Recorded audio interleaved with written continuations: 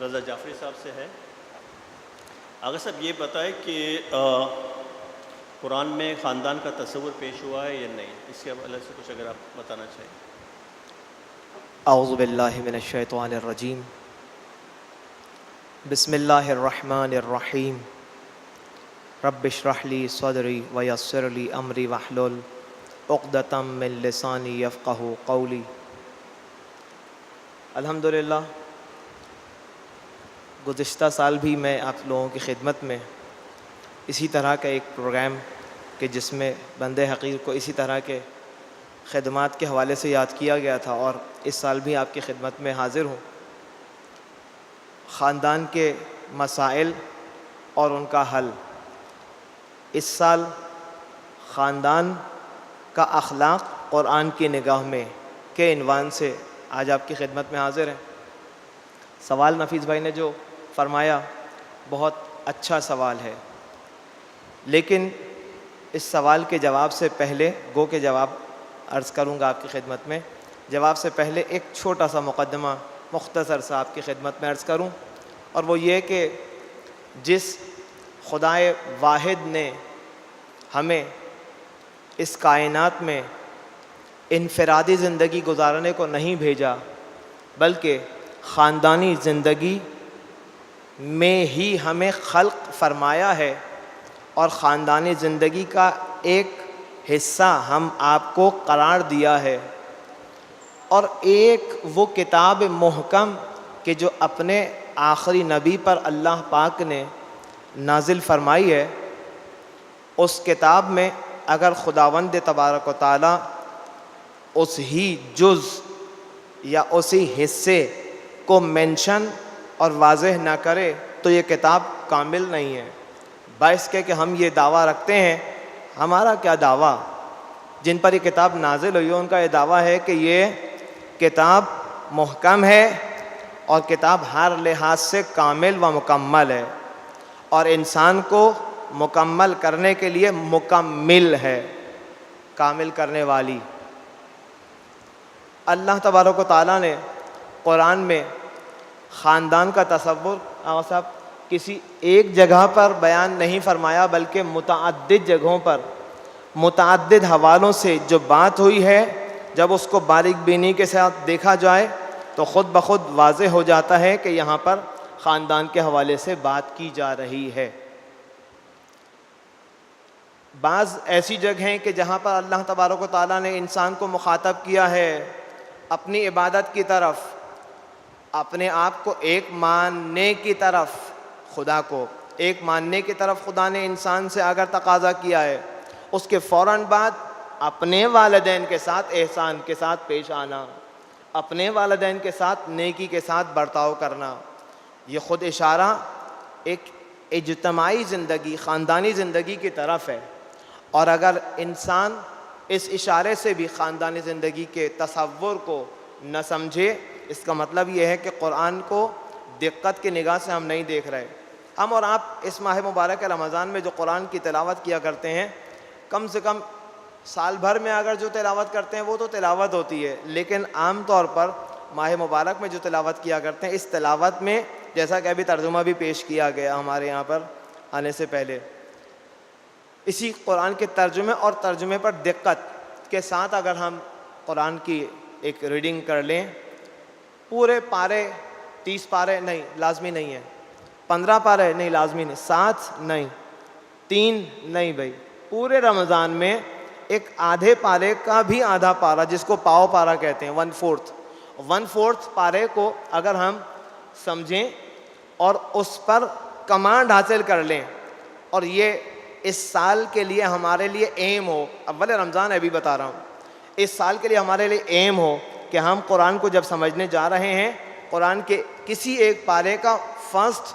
1/4 حصہ ہم نے اتنا کمانڈ حاصل کر لیا ہے کہ سیکنڈ 1/4 اس کا اگلے سال یاد کریں گے، لیکن اس فرسٹ 1/4 کا کیا کرنا ہے، اس پر عمل کرنے کی کوشش اور دوسروں کو اس پر عمل کروانے کی کوشش، اس سے خود بخود ہمیں قرآن کے مطالب پر کمانڈ بھی حاصل ہوگی۔ اللہ تبارک و تعالیٰ سورہ بقرہ کی آیت نمبر 83 میں ارشاد فرما رہا ہے، بنی اسرائیل سے یہ عہد لے لیا گیا کہ خدا کے سوا کسی اور کی پرستش نہ کرنا.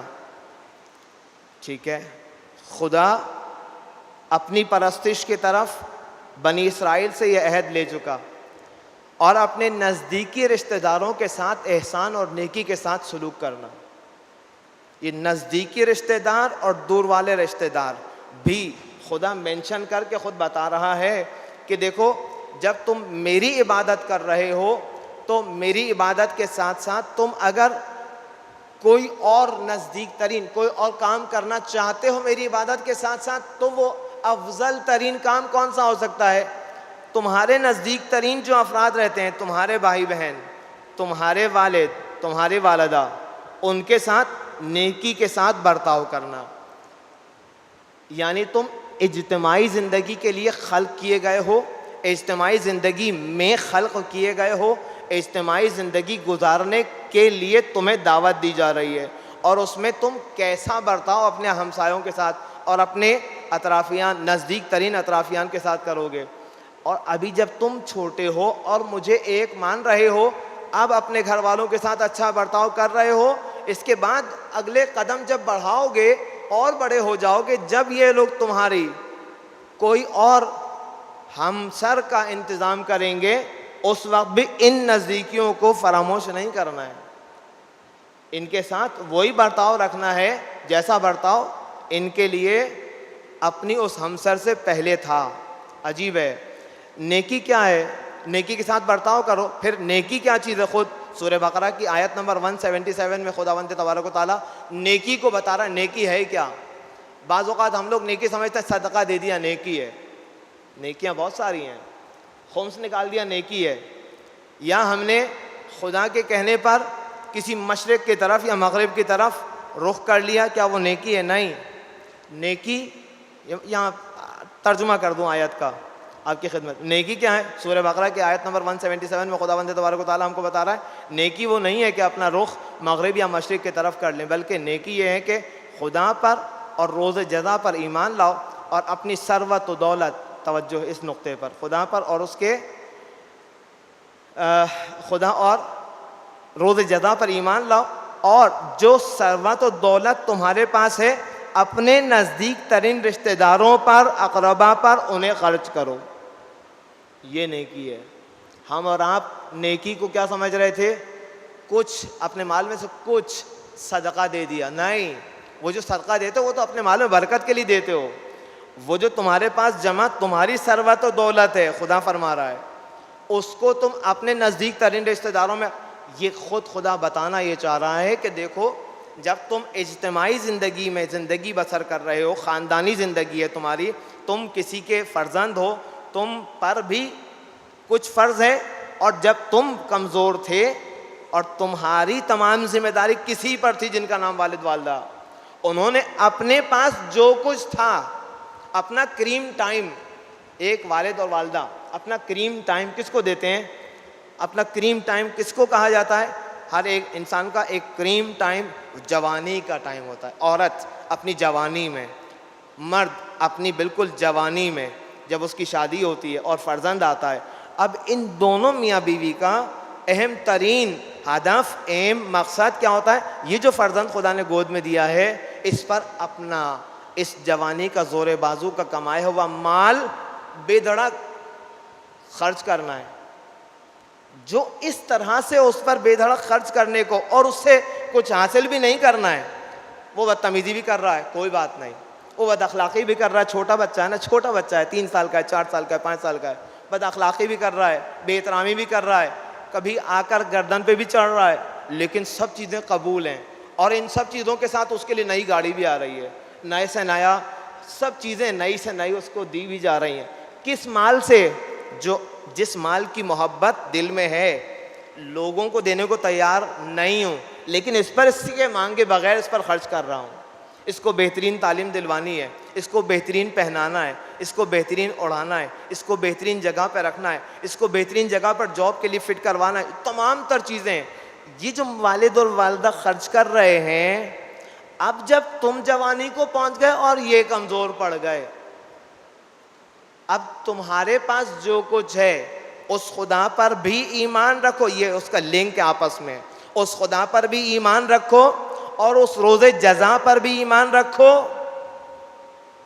کہ جس روز جزا پر ان والدین نے ایمان رکھتے ہوئے، خدا پر ایمان رکھتے ہوئے اپنے تمام تر مال ثروت کو دل کی گہرائی سے تم پر خرچ کیا تھا، اس طرح سے چاہے ہمسر چاہے یا نہ چاہے، صلوات بھیجیے.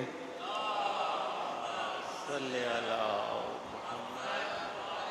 اپنے اطرافیان کے اوپر اسی طرح سے خرچ کرو کہ جس طرح سے خدا نے حکم دیا ہے. یہ مت سوچو کہ خرچ کروں گا تو کم ہوگا. یہ ہمارا امتحان ہے، ہم اور آپ اسی امتحان میں فیل ہو جاتے ہیں. کب؟ کہ جب خرچ کرنے کی باری آتی ہے، اور وہ کہ جس کو ایک ہمسر کا نام دیا گیا ہے، حیثیت دی گئی ہے، صحیح ہے، لیکن اسے بھی سمجھانا، اگر وہ سمجھی بھی نہیں ہے اسے بھی سمجھانا ہمارا کام ہے.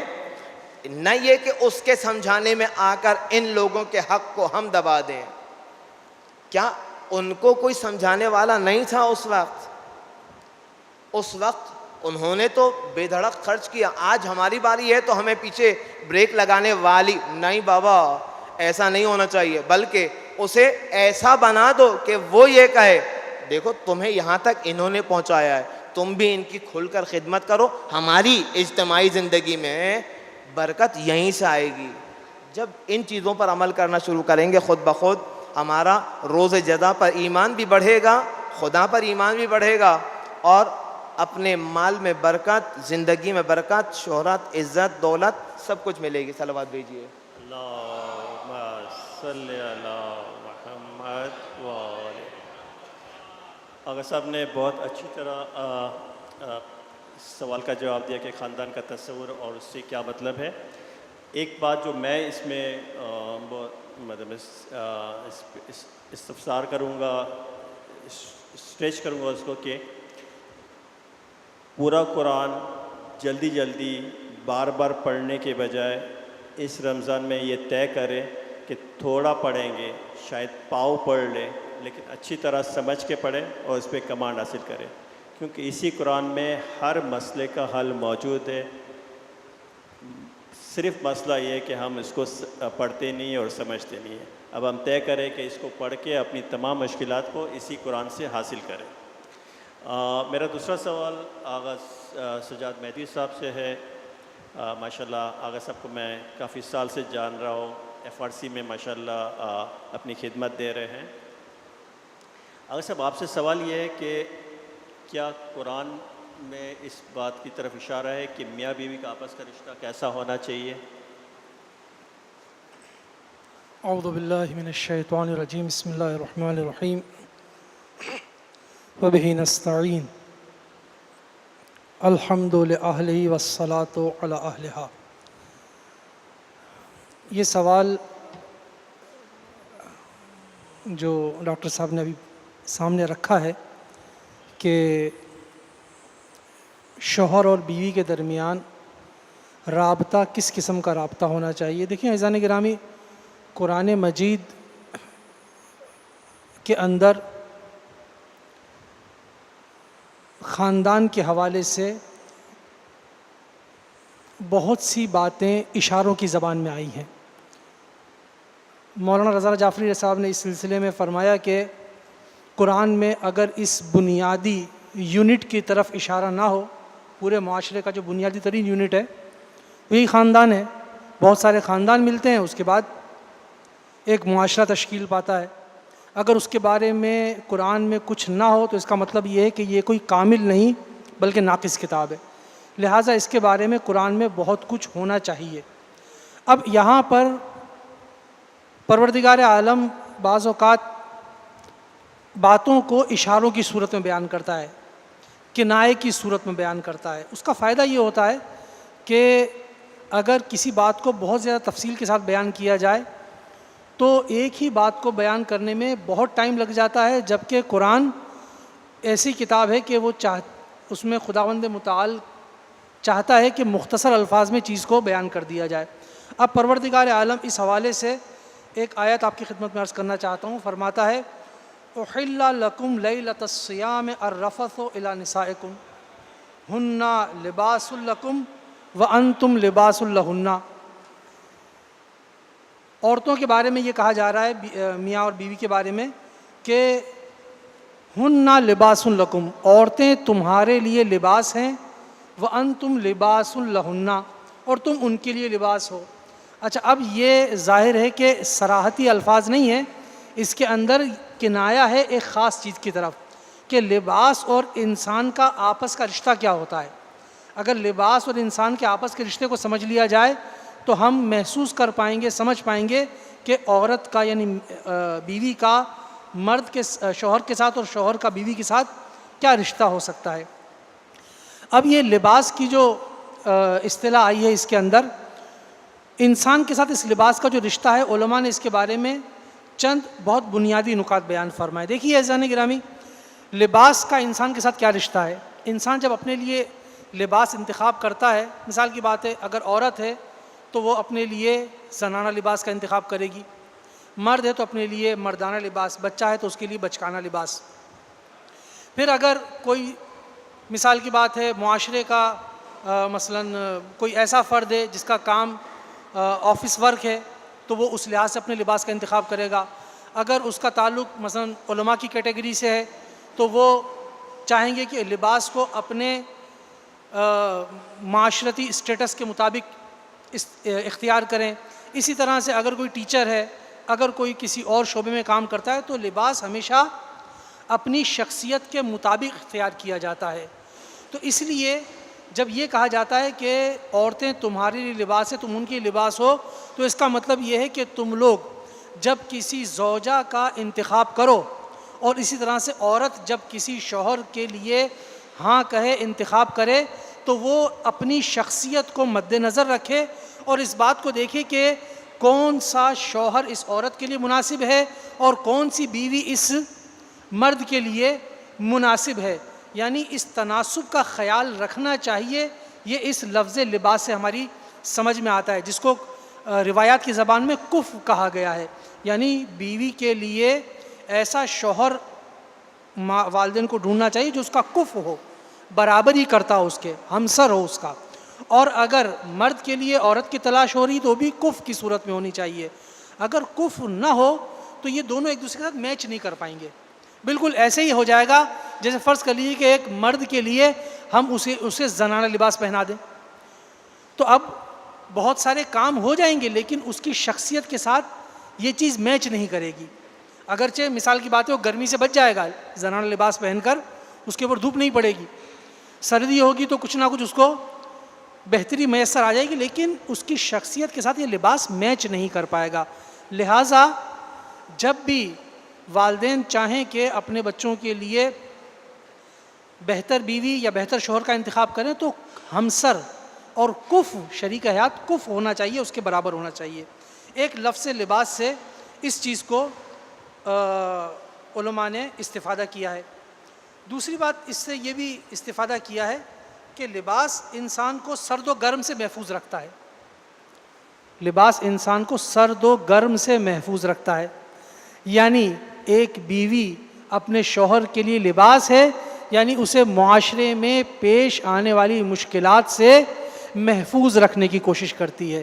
اسی طرح سے اگر ایک مرد عورت کے لیے لباس ہے تو وہ بھی معاشرے میں آنے والی سرد و گرم مشکلات سے اپنی بیوی کو محفوظ رکھنے کی کوشش کرنے والا ہونا چاہیے.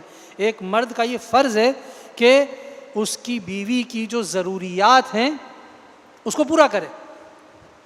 اگر مشکلات کا زمانہ ہے تو اس کے لیے مشکلات کو دور کرنے کی کوشش کرے. اگر اللہ نے اس کو اتنا دیا ہے کہ وہ اپنے لیے آسانیاں پیدا کر سکتا ہے تو وہ اپنی بیوی کے لیے بہتر سے بہتر آسائشیں جو اس کے اسٹیٹس کے مطابق ہوں وہ اس کے لیے حاصل کرے، اس کے اختیار میں دے. تو لباس کا ایک کام کیا ہوتا ہے؟ سرد و گرم سے محفوظ رکھنا. تو مرد و عورت کو بھی چاہیے کہ وہ ایک دوسرے کو سرد و گرم سے محفوظ رکھیں. اچھا، خود انسان لباس کے ساتھ کیا کرتا ہے؟ دیکھیے عزیزان گرامی، انسان کوشش کرتا ہے کہ لباس کو صاف ستھرا رکھے، اسے میلا ہونے سے بچائے. یہ انسان کی خواہش ہوتی ہے. جب انسان اپنے لباس کو میلا ہونے سے بچاتا ہے جب ہم اس لباس کی مثال کو مرد و عورت پر لے کر آتے ہیں، شوہر و بیوی پر، تو شاید یہ مطلب سمجھ میں آئے، علماء نے اس کا استفادہ کیا ہے کہ مرد کو چاہیے کہ عورت اس کا لباس ہے، اس کو گناہوں کی میل سے محفوظ رکھے، اور عورت کو بھی چاہیے کہ وہ شوہر کا لباس ہے تو اپنے شوہر کو، اپنے لباس کو، اپنے شوہر کو گناہوں کی میل سے محفوظ رکھے۔ بہت سارے معاملات اگر میاں بیوی ایک دوسرے کا اچھی طرح ساتھ دیں تو بڑے مسئلے حل ہو جاتے ہیں۔ مثلا اکثر دیکھا گیا ہے کہ جب معاشرے میں کوئی چیز رائج ہو رہی ہوتی ہے، مثلا فلاں کے گھر گئے تھے، اتنے اچھے پردے لگے ہوئے تھے، اتنے اچھے صوفے تھے، ہمارے گھر تو بہت پرانے صوفے ہیں، پرانے، اب ہمیں بھی چینج کر لینے چاہیے۔ یہ ممکن ہے عورت کے ذہن میں آئے، ممکن ہے مرد کے ذہن میں آئے، دونوں میں آ سکتا ہے۔ عام طور پہ لوگ اس مثال کو لے جاتے ہیں عورت کی طرف، نہیں، مردوں کے ذہن میں بھی ایسی باتیں آتی ہیں، مردوں کے ذہن میں دوسرے اعتبارات سے آتی ہیں۔ اس کو گھر کی زیادہ فکر ہوتی ہے، عورت کے اندر گھر کو زیادہ سجانے سنوارنے کا معاملہ ہوتا ہے، مرد کے اندر مثال کی بات ہے گاڑی، بہت پرانی گاڑی ہو، اس کو چینج ہونا چاہیے۔ اب چینج کرنے کی صلاحیت نہیں ہے، پیسہ نہیں ہے، ممکن ہے کہ انسان اس پیسے کے حصول کے لیے غلط لائن کی طرف چلا جائے، غلط طریقے سے پیسہ حاصل کرے۔ یہاں پر اگر بیوی اس کا ساتھ دے اور یہ کہے کہ کوئی بات نہیں، سب سے اچھی بات یہ ہے کہ ہمارے درمیان محبت ہے، سب سے اچھی بات یہ ہے کہ ہمارے اور ہمارے بچوں کے درمیان محبت ہے، ان پردوں کا کیا کرنا ہے ہمیں، اس صوفے کا کیا کرنا ہے، اس نئی گاڑی کا کیا کرنا ہے ہمیں اس کی کوئی ضرورت نہیں، ہمارے درمیان اللہ نے محبت رکھی، یہی بہت ہے۔ اگر بیوی شوہر سے یہ کہتی ہوئی نظر آئے تو بہت سارے شوہر جو ان وجوہات کی بنا پر گناہوں کی طرف جانا چاہ رہے ہوں گے رک جائیں گے، نہیں جائیں گے، اگر تھوڑا سا ان چیزوں کی طرف۔ اسی طرح سے اگر بیوی کے ذہن میں ایسے خیالات پیدا ہو رہے ہیں، شوہر اگر اس کو مطمئن کرنے کی کوشش کرے تو ممکن ہے کہ وہ بیوی جو کسی کی غیبت کر رہی تھی، کسی کا حسد کر رہی تھی، ہمیں کیا ہے، ہمیں خوش ہونا چاہیے کہ اللہ نے اس کو اتنا دیا ہے کہ اس نے اپنے گھر کے پردے چینج کر لیے، اللہ ہمیں بھی دے گا تو ہم بھی چینج کر لیں گے، ہمیں کوئی جلدی نہیں ہے، اللہ نے ہمارے درمیان محبت رکھی ہے، بہت ہے، چلو کہیں چلتے ہیں، تھوڑا سا ٹھنڈی ہوا کھا کر آتے ہیں، مزہ آئے گا، تھوڑی سی باتیں کر لیں گے۔ تو اس طرح سے انسان گناہوں سے ایک دوسرے کو بچا سکتا ہے۔ لہٰذا لباس کی جو اصطلاح استعمال کی گئی ہے، جو کنایا استعمال ہوا ہے، اس کا ایک مفہوم یہ ہو سکتا ہے۔ آخری مفہوم بیان کر دوں، اس لیے کہ علماء نے اس کے لیے بیان کیا ہے کہ لباس انسان کے عیوب کو چھپاتا ہے۔ لباس انسان سے سب سے زیادہ نزدیک ہوتا ہے، انسان کی جو کھال ہے اس کے ساتھ چپکا ہوا جو چیز ہے، چپکی ہوئی جو چیز ہے، وہ لباس ہے، قریب ترین چیز۔ میاں بیوی ایک دوسرے کے قریب ترین ہوتے ہیں، وہ ایک دوسرے کے عیوب کو جانتے ہیں لیکن اس کو لباس کی طرح سے چھپا کے رکھتے ہیں، کسی اور کو بیان نہیں کرتے۔ مرد و عورت کو نہیں چاہیے کہ اپنے دوستوں کو، اپنے رشتہ داروں کو بتائے کہ مثلا ہم تو ایسے حالات میں زندگی گزار رہے ہیں، مثلا ہم تو ان حالات میں زندگی گزار رہے ہیں کہ مثلا ہمارے بیوی ایسی ہے، بیوی کہے کہ 20 سال گزر گئے، 15 سال گزر گئے، آپ کو کیا معلوم کہ ہم نے کیسے زندگی گزاری ہے، پھر اپنے شوہر کے بارے میں باتیں کرنا شروع کر دے، خدا نہ خواستہ۔ تو مرد و عورت کے جو آپس کا رشتہ ہے، اس ایک چھوٹی سی آیت کے اندر بہت کچھ بیان کر دیا گیا ہے۔ یہ عورتیں تمہارے لیے لباس ہیں اور تم مرد شوہر ان عورتوں کے لیے لباس کا حکم رکھتے ہو۔ تو لباس کے بارے میں جو 3-4 پوائنٹ بیان کیے گئے، ان کو مد نظر رکھے تو سمجھ میں آتا ہے کہ مرد و عورت، میاں اور بیوی کے درمیان خداوند متعال کیا رشتہ چاہتا ہے۔ مزید بھی کچھ گفتگو ہو سکتی ہے لیکن انشاءاللہ وہ جو آگے سوالات ہوں گے اس میں کر لیں گے۔ شکریہ مولانا صاحب۔ جس طرح سے بات ہوئی کہ قرآن کے ساتھ ہمارا رشتہ مضبوط ہونا چاہیے، اسی طرح سے ہمارا رشتہ علماء کے ساتھ بھی مضبوط ہونا چاہیے۔ دیکھیں، قرآن میں اشارے میں بات ہوتی ہے اور اشارے میں بعض اوقات عام آدمی کے لیے سمجھنا، اس تفصیل سے سمجھنا مشکل ہوتی۔ جس طرح سے آغا صاحب نے صرف ایک اس بات کا کہ مرد عورت آپس میں ایک دوسرے کے لیے لباس ہے، جس خوبصورتی کے ساتھ مختلف معنوں میں انہوں نے سمجھایا، یہ علماء کے ساتھ نزدیکی رشتے کی وجہ سے ہم سمجھ سکتے ہیں۔ وقت کی کافی کمی ہے، میں 2 سوال کو ایک کر کے رضا جعفری صاحب سے پوچھتا ہوں. اگر صاحب یہ بتائیں کہ قرآن کی نظر میں والدین اور اولاد کا کیا رشتہ ہے؟ میں آگے جاتا ہوں.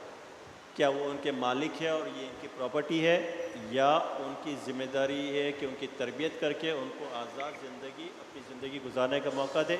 اس میں دوسرا سوال یہ کہ کیا قرآن کے حوالے سے تربیت اولاد والدین پر فرض ہے؟ بہت اچھا سوال کیا ہے، اور وہ سوال یہ کہ والدین کی کیا ذمہ داری بنتی ہے، فرزندان کی ذمہ داری، اور والدین کے پاس جو مال و ثروت ہے اس کی پراپرٹی، مالک اور پراپرٹی یا تربیت کے بعد انہیں آزادی اپنی. ٹھیک ہے، دونوں لحاظ سے سوال جامع بن رہا ہے، اور دونوں سوالوں کو ایک کر دینا جواب بھی پھر اسی طرح سے آئے گا.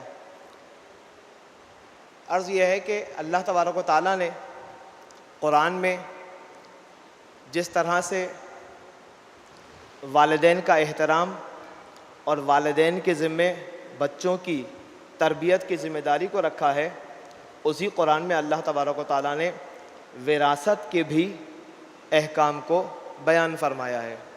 اور وراثت کے احکام کہ فلاں نبی نے فلاں نبی سے وراثت لی.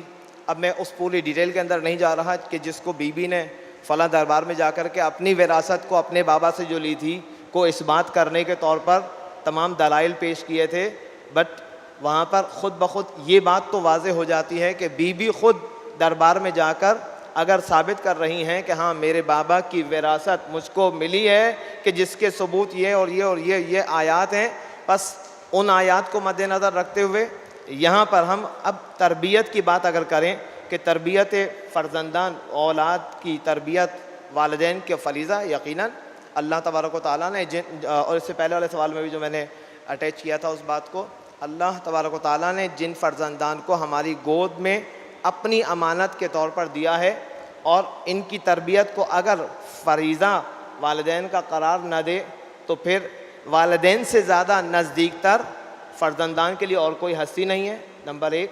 نمبر دو، والدین سے زیادہ قرب اور محبت رکھنے والی کوئی ہستی خدا کے سوا کوئی ہستی ان فرزندان کے ساتھ نہیں ہے. جو نزدیک ترین قرب رکھنے والا، سب سے زیادہ قرب رکھنے والا اگر کوئی ہے تو اس کا نام ماں ہے اور باپ ہے. یہی ماں اور باپ اس فرزند کو جب بڑا ہوتا ہوا دیکھیں اور اپنے ہاتھ سے بے تربیت آگے نکال دیں اور بے تربیت اس معاشرے کا جز بنا دیں خدا نخواستہ، تو وہ خود بخود کائنات میں ایک وبال ہوگا، کائنات میں فساد کا ایک منبع ہوگا ایسا شخص. اسی لیے اللہ تبارک و تعالیٰ نے والدین کے جو تربیت کرنے کا ایک منبع ہے فرزند کے لیے، فرزند پر فریضہ کیا قرار دیا ہے کہ تم اپنے والدین کے ساتھ نیکی سے برتاؤ کرو، وبالوالدین احسانہ. اور اگر ایک اور آیت کو لے لیا جائے الرجال، جو ایک اور سوال کے ضمن میں بھی تھا کہ آیا مرد کا بھی کوئی ایسا رول ہے قرآن کے اندر کہ مرد کو بیان کیا گیا ہو حاکم ہے؟ جی ہاں، مرد بھی حاکم ہے. الرجال قوامون علی النساء، الرجال مرد حاکم ہیں عورتوں پر.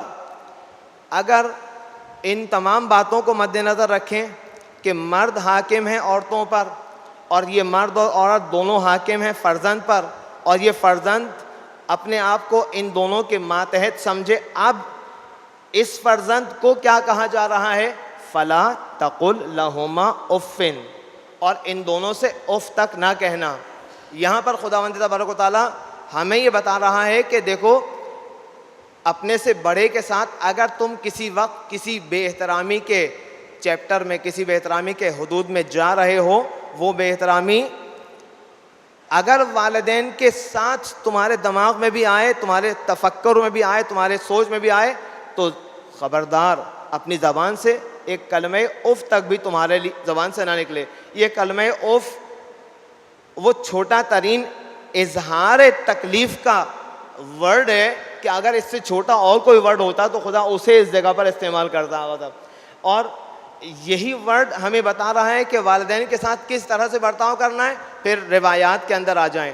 وہ روایات کیا کہتی ہیں کہ اگر ایک شخص اپنے والدین کے ساتھ نیکی سے برتاؤ اس حد تک کرتا ہے, پیغمبر اکرم صلی اللہ علیہ وآلہ وسلم کی حدیث بھی بیان کر رہی ہے, اللہم صلی علی محمد وآل محمد وعجل فرجہ, کہ اگر ایک جوان اپنے والدین کو مسرت کی نگاہ سے, خوشی کی نگاہ سے, محبت کی نگاہ سے دیکھتا ہے تو اسے ایک حج مقبولہ کا ثواب ایک نگاہ ڈالنے پر ملتا ہے. سوال کرنے والے نے سوال کیا, یا رسول اللہ, اگر بچے تو اپنے والدین کے سامنے ہمیشہ ہیں, گھر میں ہمیشہ ہیں, کیا ایک فرزند اپنے والدین کو خوش ہو کر مسکرا کر گھر میں 100 مرتبہ دیکھے گا؟ فرماتے اگر ایک فرزند میں اولاد لڑکی اور لڑکا دونوں آ جاتے ہیں, اگر ایک فرزند اپنے والدین کی طرف مسکرا کر کئی بار بھی دیکھیں اور ہر دفعہ کے ایک ایک نگاہ کا انہیں وہ ثواب ملے گا کہ جیسے ایک حج مقبولہ ہر ایک نگاہ کے مقابل میں. وہ ہستیاں کہ جن کی طرف دیکھ کر نگاہ, محبت کی نگاہ سے دیکھ کر حج مقبولہ کا ثواب مل رہا ہو, وجہ کیا ہے اس کی وجہ کیا ہے؟ اسی لیے کہ اللہ تبارک و تعالیٰ نے انہی والدین کے ذمے اس فرزند کی تربیت کی ذمہ داری اس حد تک رکھی ہے کہ اگر کوئی فرزند معاشرے میں بہت زیادہ بد اخلاقی کا باعث بن رہا ہو, معصوم کی حدیثیں فرماتے ہیں کہ ایسے والدین جہنم میں سب سے پہلے داخل کیے جائیں گے کہ جن کے فرزندان تربیت یافتہ نہیں ہیں. جن کے فرزندان نہیں کہا جا رہا جن کے بھائی, یہ فرزندان نہیں, یہ فرزندان کہہ کر کے جن کے بچے بد اخلاق ہوں, جن کے بچے بے تربیت ہوں, وہ سب سے پہلے جہنم میں داخل کیے جائیں گے. سوال کرنے والے نے سوال کیا, یا رسول اللہ, اگر کسی کی اولاد بہت اچھے اخلاق کی ہے, فرمایا یہ مقدم ترین ہے جنت کے اندر جانے والوں میں سے. اور پھر فرمایا کہ اگر کوئی شخص اپنے والدین کو ایک تند نگاہ سے دیکھتا ہے تو اس کے بارے میں پیغمبر اکرم فرماتے ہیں کہ ایسا شخص کہ جو اپنے والدین کو سخت نگاہ سے صرف ایک بار دیکھے, ابھی کہا کچھ نہیں ہے, اوف والی بات نہیں آئی, وہ قرآن کا حکم ابھی نہیں آیا, فرماتے ہیں کہ ایسا شخص ان محرومین میں سے ہوگا, محروم افراد میں سے ہوگا کہ جو محروم جنت کے دروازے پر لگے ہوئے کرٹنز میں سے ایک کرٹن جب ہٹے گا, جنت کی خوشبو 500 سال کے فاصلے تک پہنچے گی. کائنات کی ہر مخلوق اس خوشبو کو ضرور سونگے گی, مگر یہ کہ جس نے اپنے والدین کو تند نگاہ سے, سخت نگاہ سے دیکھا ہوگا, وہ اس خوشبو کو محسوس نہیں کر پائیں گے. والدین پر فرزندان کی ذمہ داری اس حد تک واجب ہے کہ فرزند اپنے معاشرے کا ایک بہترین عنصر اور جز بن کر معاشرے کی چلتی ہوئی چرخی کے ساتھ, چلتی ہوئی مشینری کے ساتھ, مشینری کا ایک کارآمد پرزہ ہو کر اپنی جگہ پر فٹ ہو جائے. سلمان بھائی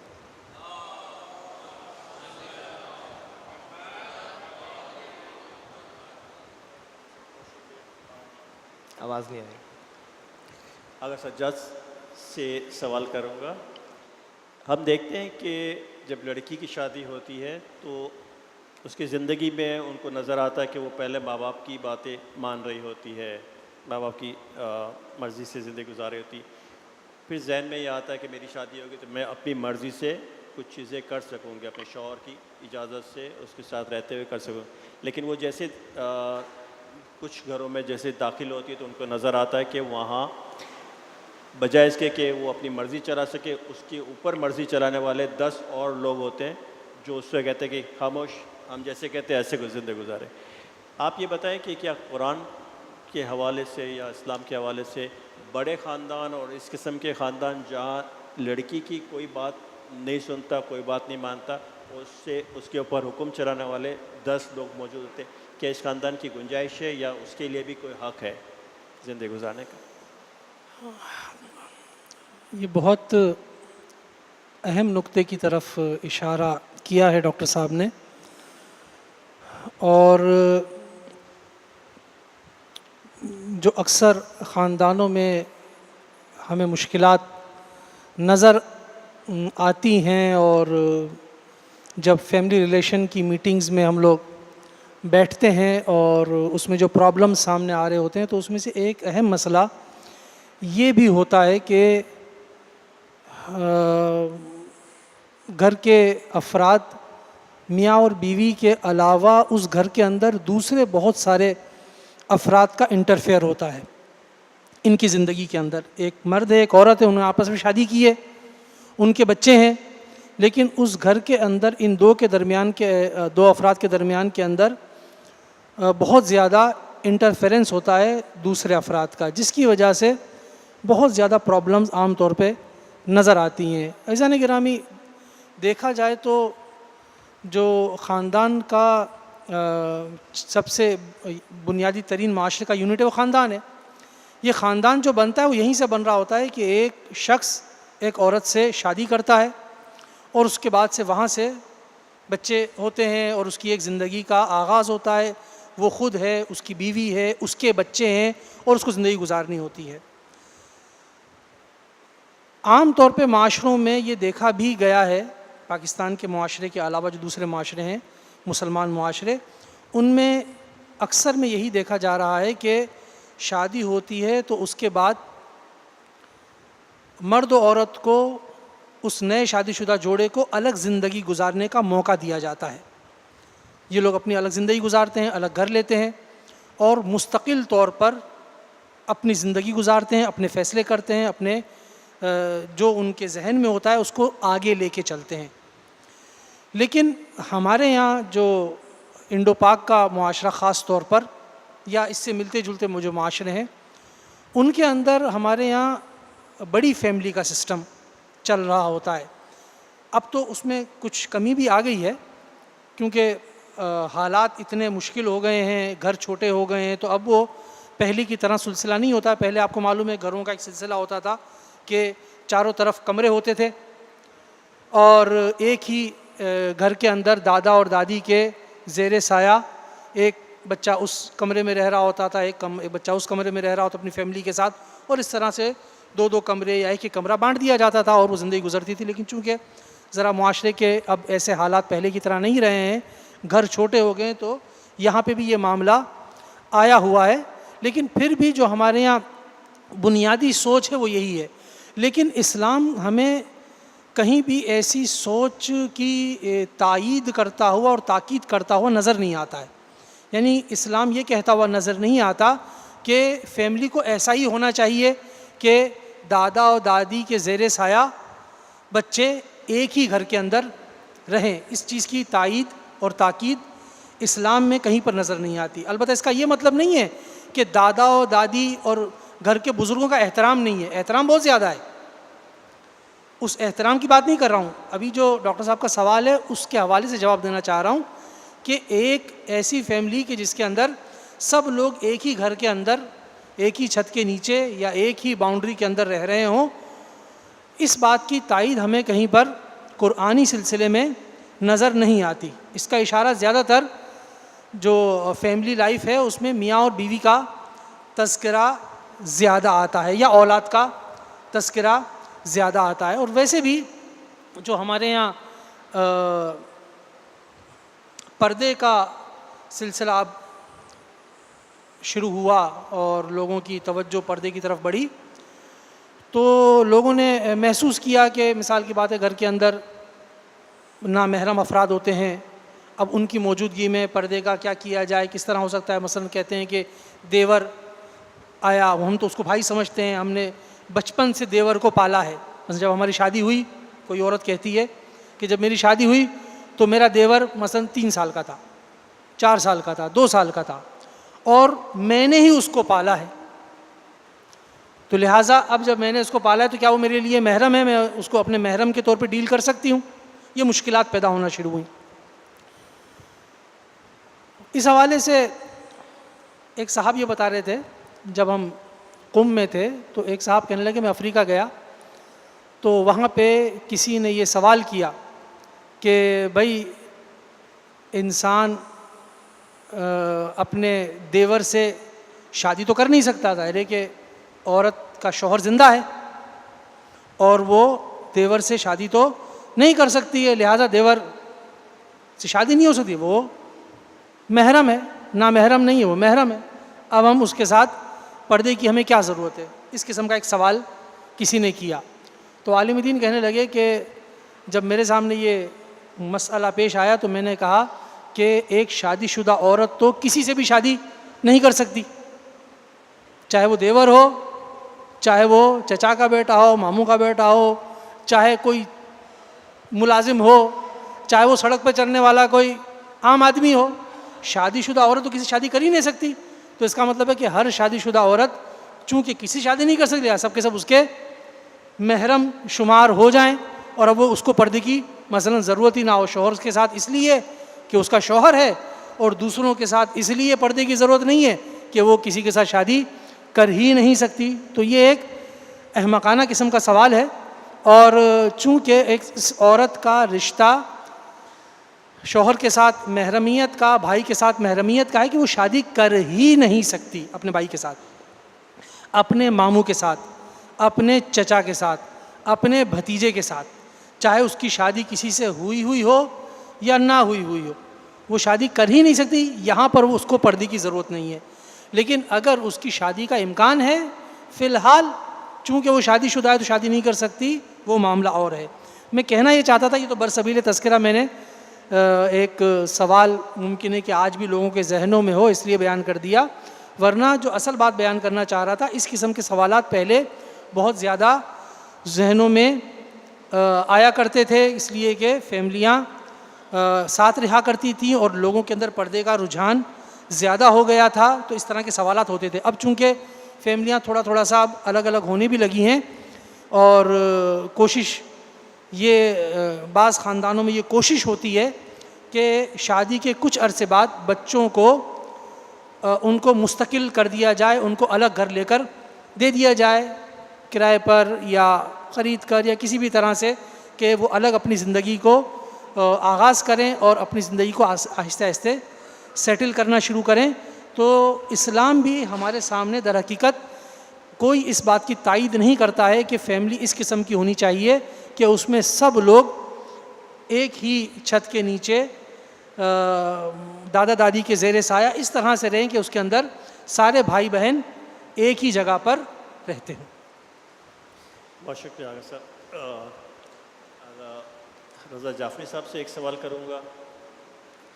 وہ سوال یہ کہ میاں اور بیوی کے درمیان مودت بیان ہوئی ہے قرآن میں، اس سے کیا مطلب لیا جاتا ہے؟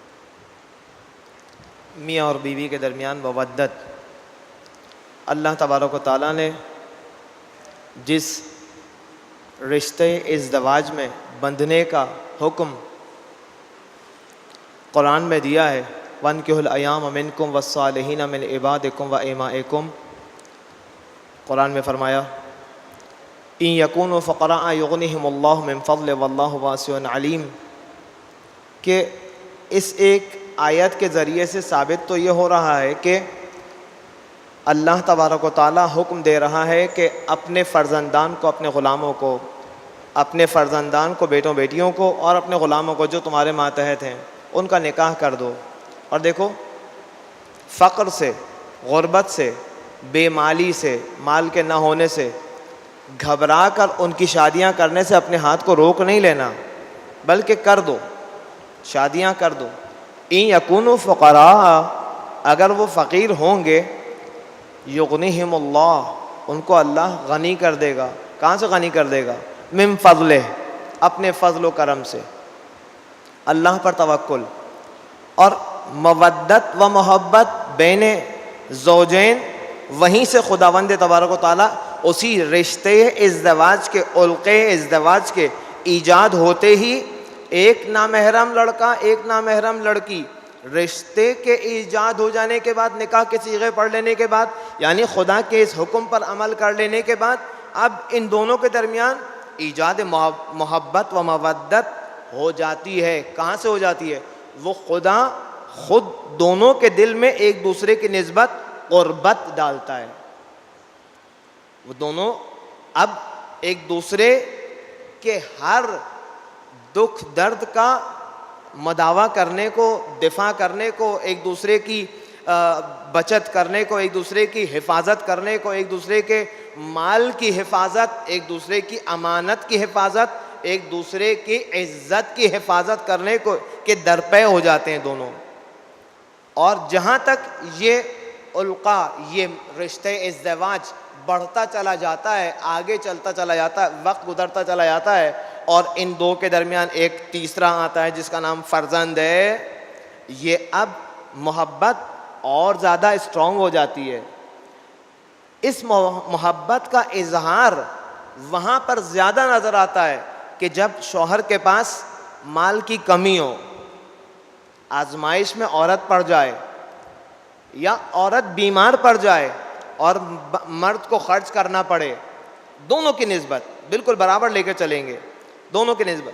اگر عورت بیمار پڑ جائے کسی وجہ سے, کوئی مسئلہ پیش آ گیا ہے, اس پر خرچ کرنا ہے, وہ خرچ کرنا, مثال کے طور پر شادی کو اگر 5 سال ہوئے ہیں, 6 سال پہلے دونوں نامحرم تھے ایک دوسرے کے لیے, اگر 6 سال پہلے اسی مرد سے اس عورت کے لیے کچھ پیسے مانگے جاتے, 2 لاکھ روپے چاہیے, ایک عورت کی طبیعت خراب ہے, اس کو بیماری کے معالجے کے لیے 2 لاکھ روپے کی ضرورت ہے, وہ کہتا میرے پاس نہیں ہے, دیکھیے میرے پاس 2000 روپے ہیں, لے جائیے اور دوسرے سے معلوم کر لیجئے. لیکن 6 سال پہلے, 5 سال پہلے نکاح ہو گیا, اب 5 سال بعد نکاح کے 5 سال بعد جب یہی عورت بیمار پڑی ہے, جو کہ اب یہی عورت نہیں ہے, یہ اس کی بیوی ہے, اب یہ 50 لاکھ بھی لوگوں سے قرضے لے کر اس پر خرچ کرنے کو تیار ہے. اگر یہ چیز مرد کر رہا ہے, ادھر سے اگر مرد مشکلات میں, کبھی اس کا بزنس فلاپ ہو گیا اور یہی شوہر اپنی بیوی سے کوئی اور تقاضا کرتا ہے کہ دیکھو ہر لحاظ سے میرا ساتھ دو, بیوی کہے بغیر اپنے زیوروں کو اگر لا کر آگے رکھ دیتی ہے کہ دیکھو کوئی مسئلہ نہیں ہے, ہم دونوں ایک ہیں, اور تمہارا نقصان میرا نقصان ہے, تمہارا فلاپ ہونا میرا فلاپ ہونا ہے, تمہارا شکست میری شکست ہے, اب یہاں پر میں تمہارا ساتھ دوں گی.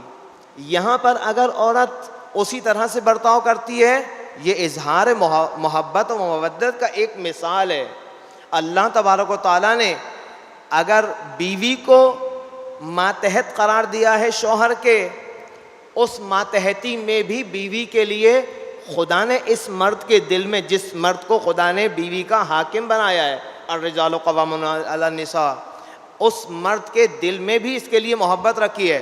جس عورت کو اس کا ماتحت بنا کر یہ حکم دے دیا ہے کہ اگر تم نے ایک قدم بھی گھر سے باہر اس مرد کی اجازت کے بغیر, اپنے شوہر کی اجازت کے بغیر رکھا, تو جب تک تم گھر میں واپس نہیں آ جاتی, اللہ تبارک و تعالیٰ اور ائمہ اور انبیاء تم پر لعن کر رہے ہیں. ایک قدم باہر رکھا ہے, شاید وہ زیارت کے لیے جا رہی ہے, زیارت کا سفر اس کا ناقابل قبول ہے, رد ہے اس کا سفر, خدا کی بارگاہ میں قبول نہیں ہے. چاہے حج کے لیے جا رہی ہے, اگر روزہ مستحب بھی رکھنا چاہتی ہے, مودت و محبت بین زوجین کا تقاضا ہے کہ بیوی شوہر کی رضائیت کا خیال رکھے. اگر شوہر راضی نہیں ہے اور وہ مستحبی روزہ رکھ رہی ہے, خدا کی طرف سے اس کا یہ روزہ قبول نہیں ہے. یہاں تک خدا نے مرد کی اہمیت کو اجاگر کیا ہے, لیکن ادھر سے مرد کو بھی خدا نے وہ حکم دیا ہے کہ دیکھو اس کی تمام ذمہ داریاں, اس کی تمام نان نفقہ تمہاری گردن پر ہے, اگر تم اس میں کوتاہی کرتے ہو تو تم نے اس کے حق میں کوتاہی کی ہے. بہت شکریہ حضرت صاحب. غربت کی وجہ سے اپنی شادی کو ڈیلے نہ کرے, خدا پہ توکل کرے, یہ مولانا صاحب کا میسیج تھا. اس سوال کے جواب میں آخری سوال میں آغا سجاد صاحب سے پوچھوں گا, لیکن اس سے پہلے تھوڑے سے شعر ہیں میرے پاس. شاعری سے میرا کوئی تعلق نہیں ہے, بہت دور دور کا رشتہ بھی نہیں ہے, ارشاد. اچھے شعر تھے تو میں نے سوچا کہ آپ لوگوں کی خدمت میں اسی حوالے سے ہے یہ. بچے رخصت کر کے گھر سے, بڑے یہ سمجھے ہم نے اپنا فرض نبھایا, کتنا ان کو دین بتلایا, اللہ کا بھی ہنر سکھایا, سنت کیا ہے یہ سمجھایا, فرض عبادت کا بتلایا, قرآن تلاوت کرنے والے اس سے برکت پانے والے, کتنا سمجھے عمل کی خاطر، کیسا اس پر وقت لگایا، کتنا سیکھا اور سکھایا، اس سے وقت کتنا پایا۔ تو یہ قرآن کے حوالے سے اور والدین کی ذمہ داری کے حوالے سے کچھ اچھے شعر تھے، انشاءاللہ تعالیٰ پسند آیا ہوں گے۔ آخری سوال آغا سجاد سے۔ آغا صاحب، جب ہم قرآن کے حوالے سے بات کرتے خاندانی اخلاق کے حوالے سے، تو یہ بتائیں کہ کیا قرآن میں مثالی خاندان کا کوئی خاندان بیان ہوا ہے، اور وہ کون کون سے خاندان ہیں، اس سے ہم کیا حاصل کر سکتے ہیں؟ مثالی خاندان کا جہاں تک تذکرہ ہے تو قرآن میں بعض افراد کا تذکرہ ہے اور بعض جگہ پورے خاندانوں کا تذکرہ ہے، جن کو قرآن نے اس طرح سے پیش کیا ہے کہ وہ تمہارے لیے ایک مثالی خاندان بن جاتے ہیں۔ مثلا اگر ذات کے اعتبار سے دیکھا جائے تو رسول پاک کی ذات کو قرار دیا گیا ہے کہ وہ تمہارے لیے ایک نمونہ عمل ذات ہیں، ایک مثالی ذات ہیں، ان کو دیکھ کے ان کی پیروی کرو۔ اور اگر خاندان کے اعتبار سے دیکھا جائے تو قرآن میں آل محمد، آل عمران، آل ابراہیم کو پورے خاندان کے طور پر بطور مثال پیش کیا گیا ہے۔ یعنی یہاں پر یہ نہیں ہے کہ کسی ایک فرد کو، بلکہ پورے خاندان کو یہ کہا گیا ہے کہ اللہ تعالیٰ نے آدم کو اور نوح کو اصطفیٰ کیا، یعنی چنا۔ ان اللہ اصطفیٰ آدم و نوحا، آدم اور نوح کو چنا، اور اس کے بعد خاندان کی طرف وآل ابراہیم وآل عمران علی العالمین، یعنی ابراہیم اور نوح کا انفرادی تذکرہ ہے، لیکن آل ابراہیم اور آل عمران کا اجتماعی اور خاندانی طور پہ تذکرہ ہے کہ اللہ تعالیٰ کے نزدیک یہ خاندان مصطفیٰ خاندان ہے، یہ خاندان چنے ہوئے خاندان ہے، آل ابراہیم اور آل عمران۔ اور اسی طرح سے جب اہل بیت کا تذکرہ آتا ہے تو وہ بھی آپ جانتے ہیں کہ مشہور و معروف آیت انما یرید اللہ، یہ جو آیت تطہیر کے نام سے مشہور و معروف آیت ہے، اس کے اندر پورے آل محمد کا تذکرہ آ رہا ہے۔ تو اگر اس اعتبار سے دیکھا جائے کہ قرآن میں خاندانوں کا تذکرہ ہے یا نہیں، بالکل ہے۔ اچھا، اس کے علاوہ قرآن نے بعض گھروں کا تذکرہ کیا ہے، بعض گھروں کا تذکرہ۔ یہ آیت جو میں نے آپ کی خدمت میں پیش کی سورہ عمران کی، آل عمران کی آیت نمبر 33 ہے، 33، اور قرآن میں کچھ گھروں کا اس طرح سے تذکرہ آیا ہے سورہ نور کی آیت نمبر 36، فی بیوت اذن اللہ ان ترفع۔ کچھ ایسے خاندانوں اور گھروں کے بارے میں بات ہو رہی ہے کہ جن کے اذن اللہ ان ترفع، جس کو اللہ تعالیٰ نے اذن دیا ہے کہ ان کو بلند کیا جائے، ان کو رفیع درجہ دیا جائے، بلند مرتبہ دیا جائے، وَيُذْكَرَ فِيهَا اسْمُهُ، اور اس کے اندر اللہ کے نام کا تذکرہ ہوتا ہے، يُسَبِّحُ لَهُ فِيهَا بِالْغُدُوِّ وَالْآصَالِ، جہاں دن رات اللہ تعالیٰ کی تسبیح ہوتی ہے۔ یعنی کچھ خاندانوں کا تذکرہ آیا ہے۔ اچھا، اب قرآن نے یہاں پر کسی کیا کیا ہوتا ہے اس خاندان میں، اس کا تذکرہ نہیں کیا ہے تفصیل کے ساتھ، خاندانوں کا نام لے دیا ہے۔ اب جائیے آپ دیکھیے کہ آل عمران کی خصوصیت کیا تھی۔ آل عمران کی خصوصیات، بعض خصوصیات قرآن میں مل جائیں گی، مزید تفصیلات کے لیے احادیث دیکھیے۔ آل ابراہیم کی بعض خصوصیات آپ کو قرآن میں مل جائیں گی، مزید تفصیلات کے لیے احادیث دیکھیے، روایت دیکھیے۔ اہل بیت کی بعض صفات کا تذکرہ قرآن میں مل جائے گا۔ تو خاندانوں کا تذکرہ آیا ہے، مثالی خاندانوں کا تذکرہ آیا ہے، لیکن اگر ہم یہ چاہیں کہ تمام تر تفصیلات کے ساتھ آیا ہے تو تمام تر تفصیلات نہیں ملیں گی۔ میں نے آپ کو لباس والی جب آیت کی تلاوت کی تھی اس وقت بھی عرض کیا تھا کہ قرآن اگر ایک ایک بات کو تفصیل سے بیان کرے تو یقیناً پورا، یعنی تمام باتیں بیان نہیں ہو سکتی۔ اشاروں کی زبان میں بات کرنے کا فائدہ یہ ہوتا ہے کہ بات ایک ہوتی ہے، مطالب اس کے اندر سے بہت زیادہ نکل آتے ہیں۔ جب آل عمران کا تذکرہ ہو رہا ہے تو آل عمران میں آپ کو کون ملے گا؟ آل عمران میں آپ کو جناب مریم ملیں گی، جناب مریم کی والدہ ملیں گی۔ اب آپ صفات دیکھ لیجئے کیسی ہیں۔ جناب مریم کی والدہ جو یہ کہتی ہوئے نظر آتی ہیں، خدایا مجھے اولاد ہے جس کو میں تیرے گھر کے حوالے کر دوں۔ جن لوگوں نے وہ مریم مقدس فلم دیکھی ہے ان کو اندازہ ہوگا کہ کس طرح سے اس خاتون نے جس کو اللہ نے بیٹی عطا کی تو بیٹی سے ماں کا دل اٹھانا بہت مشکل ہوتا ہے. اس ماں نے صرف اس لیے کہ خدا سے وعدہ کیا تھا اور نظر کی تھی لہٰذا بیٹی کو بیت المقدس کے حوالے کر دیا. کتنی عظیم ماں ہے.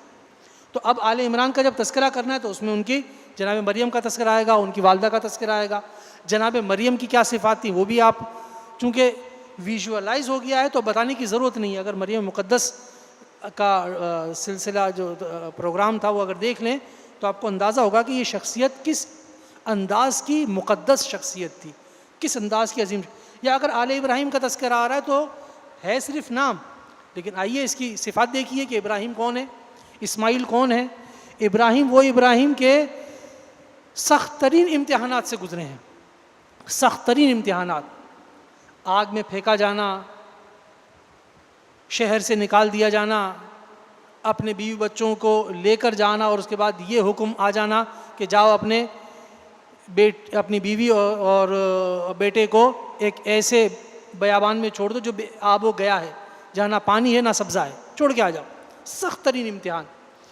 اور اس کے بعد جب اولاد بھی نہیں ہے, ایک ہی بیٹا, اس کا بھی یہ صورتحال. بعد میں پھر جناب اسحاق بھی پیدا ہوئے. اب جب کبھی کبھار چکر لگانے جناب ابراہیم آتے تھے جناب اسماعیل کے پاس مکہ مکرمہ, تو جب تھوڑے سے بڑے ہو گئے تو دیکھتے تھے ہر سال بچہ بڑا ہوتا چلا جا رہا ہے. جب تھوڑے سے بڑے ہو گئے تو خدا کی طرف سے حکم آئے کہ اب اس کو ذبح کر دو. تو آل ابراہیم کا تذکرہ ہو رہا ہے تو ہمیں اندازہ ہوگا کہ یہ کس قسم کی شخصیات ہیں, یہ گھرانہ کس قسم کا گھرانہ ہے. تو ہمیں آل ابراہیم اور آل عمران اور اس طرح سے اہل بیت کا تذکرہ بھی ہے. تو اہل بیت اطہار یعنی آل محمد کا جب تذکرہ آتا ہے تو ان کی صفات بھی ہم دیکھ سکتے ہیں کہ یہ کس قسم کی صفات کے حامل افراد ہیں. خود اسی یہ جو آیہ تطہیر ہے اور جس طرح سے ہمارے یہاں مشہور و معروف ہے کہ حدیث قصہ میں ہم پڑھتے ہیں اور آخر میں آیہ تطہیر نازل ہوئی, تو اسی میں آپ دیکھ لیجئے کہ اس میں اس گھرانے کی خصوصیات کیا ہیں. گھرانے کے اعتبار سے بات کر رہا ہوں کہ بچے جب اندر آتے ہیں تو ماں کو بڑے احترام سے سلام کرتے ہیں. آیا ہمارے گھر میں ایسا ہے کہ بچے اولاً باہر سے آئیں تو ماں کو سلام کریں, ماں باپ کو, اور سلام بھی پھر اتنے احترام سے, اے اماں ہم آپ کو سلام پیش کرتے ہیں, یا پھر نانا کا تذکرہ کرتے ہیں, ہمیں نانا کی خوشبو آ رہی ہے. اگر ہمارے گھر میں کبھی نانا آئیں تو مثلا بچے ظاہر ہے خوشبو تو مثلا اہل بیت تھے, رسول پاک کی خوشبو سونگھ لیتے تھے. اگر نانا کی آواز دوسرے سے کمرے سے آ رہی ہو تو ہمارا بچہ جب گھر میں داخل ہوتا ہے تو کیا وہ یہ کہتا ہے کہ نانا کی پیاری پیاری اور خوبصورت آواز آ رہی ہے, یا یہ کہتا ہے نانا آئے ہوئے ہیں. نانا آئے ہوئے ہیں ٹھیک ہے, یہ بھی کوئی برا جملہ نہیں ہے, لیکن ایک احترامی جملہ کہ نانا کی پیاری آواز آ رہی ہے, نانا کی خوبصورت آواز آ رہی ہے. کیا ہماری ماؤں نے اپنے بچوں کی ایسی تربیت کی ہے کہ نانا اور دادا آئیں تو اس قسم کے الفاظ ادا کریں؟ یا ماں جب سلام کا جواب دیتی ہے تو کہتی یا بنیا, اے پیارے بیٹے, بیٹے نہیں بنی ابن بیٹا, یا بنیا چھوٹے بیٹے. یہ لفظ چھوٹے بیٹے, بنیا کا لفظ چھوٹا بیٹا. عربی زبان میں چھوٹا بیٹا ہے, لفظ بنیا چھوٹے بیٹے کو بھی کہا جاتا ہے, پیارے بیٹے کو بھی کہا جاتا ہے. جب کسی کو پیار سے بلانا ہو تو اسے ابن نہیں کہتے, ابنی اے میرے بیٹے نہیں, یا بنیا اے میرے پیارے بیٹے. تو یہ چیزیں ایسی ہیں کہ جن سے پتہ چلتا ہے کہ قرآن میں جو ان افراد کے نام آئے ہیں, ان کی صفات کو دیکھیں کہ ان کی زندگی کیسے گزری تھی خاندانی اعتبار سے. کیونکہ ذکر خاندانی اعتبار سے آیا ہے لہٰذا ہمیں ان کی جہادی صفات کو نہیں دیکھنا ہے, وہ اپنی جگہ پر ہے, بلکہ ان کی خاندانی زندگی کو دیکھنا ہے. آل عمران, آل ابراہیم, مثلاً آل محمد. ایک صلوات پڑھ لیجئے محمد آل. اللہم صلی علی محمد وآل محمد. شاکر صاحب میرے خیال میں سوال جواب کا وقت شاید نہیں رہا ہے.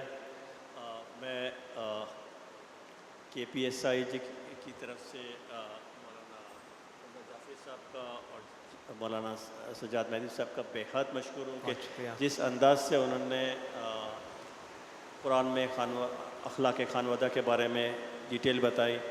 یہ چیز ہمیں بتا رہی کہ قرآن بہت ساری معلومات اور بہت ساری چیزیں اپنے اندر رکھتا ہے. ساری پرابلم ہماری ہے کہ ہم اس طرف نہیں جاتے ہیں، ہم اس کو پڑھتے نہیں ہیں.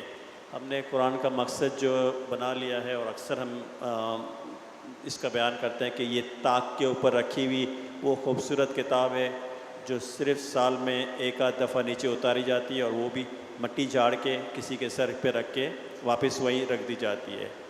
آپ یقین کریں اس سے دوستی، میں اپنے آپ سے یہ بات کہہ رہا ہوں، آپ سے نہیں کہہ رہا ہوں، کہ اس سے ہم دوستی کریں گے تو شاید بہت کچھ ہماری زندگی میں فرق آ جائے گا.